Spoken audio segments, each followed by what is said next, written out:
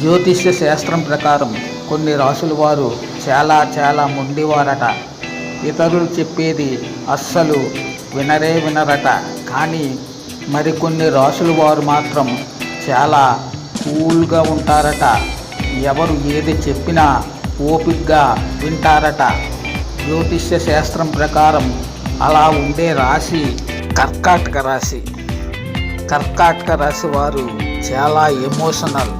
నిజానికి మృదువుగా కనిపిస్తారు, కానీ గట్టిగా ఫిక్స్ అయితే మాత్రం వెనక్కి తగ్గరు.